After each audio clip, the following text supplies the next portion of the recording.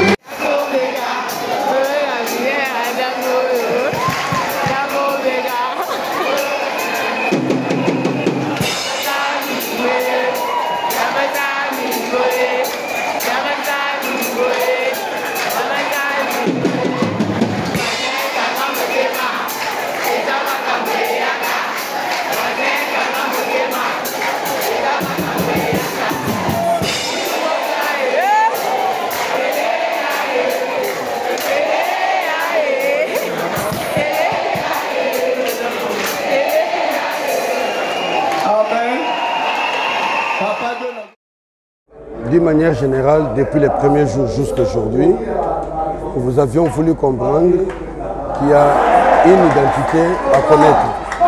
Quand on connaît qui nous sommes issus d'un père, on a le droit de réclamer ce qui nous revient.